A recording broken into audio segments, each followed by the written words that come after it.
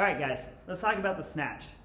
So in another video, we talked about the clean. So a lot of what we're going to talk about in the snatch is very similar, if not the exact same as the clean. So we're going to condense this video down a little bit and make sure you go back, and if you haven't yet, watch the clean video because we're going to talk about a lot of the same things. In the snatch, we're doing a lot of the same stuff. So I'm going to stand with the bar a little bit out in front of me because I'm pulling less than a max deadlift off the floor. So I don't need to maximize leverage off the floor. My goal is to maximize leverage in my jumping position. So it's basically the same move as the clean. In the clean, my hands are just outside my shoulders and I'm trying to get to this jumping position. In the snatch now, I'm going to use the same position, but my hands are going to be wider. So how wide do we put our hands? We want to put them at a narrow enough where you're not going to hit your head, but really the main thing we're looking for is we want you to put them wide enough where when you're bent over in that jumping position, the barbell is right in that hip crease. So as I pick this bar up, I bend over, that bar is right in that hip crease.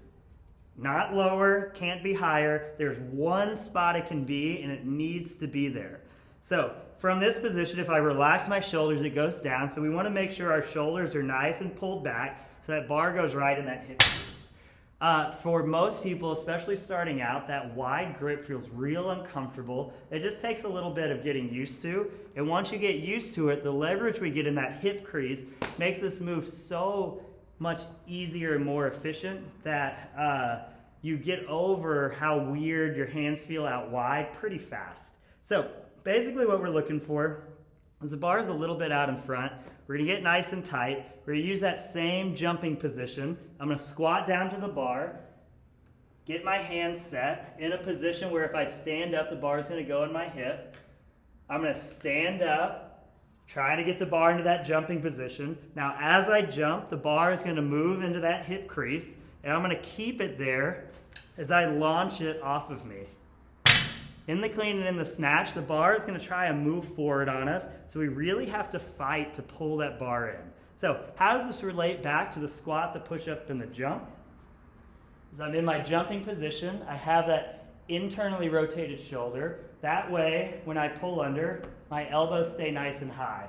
It looks the same as when I jump and I naturally turn my hands back. It's the same thing we do in the clean.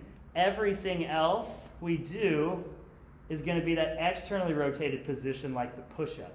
So these are the couple anomalies where we're actually twisting the opposite way into the ground.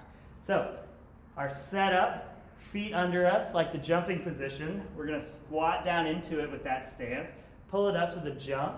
We're going to jump the bar up, and now just like the clean, this is a mixture of weightlifting and gymnastics. I'm going to have a floating bar. Instead of now pulling to my neck and racking it, I'm going to pull under, and then I'm going to flip around the bar and I'm going to push the rest of the way under so I receive it overhead in an overhead squat position. So what does the overhead squat position look like? Squat stance. What I'm doing with my shoulder looks just like a push-up. So shoulder back, rotating in as I'm here. So I'm really twisting my pinkies into that bar overhead. So I'm going to set up, control it off the floor, jump it overhead, stand up with it. We can go through our checkpoints and we could pause at any of these positions and you could answer what you should be doing just based on the squat, the push-up, and the jump. Enjoy.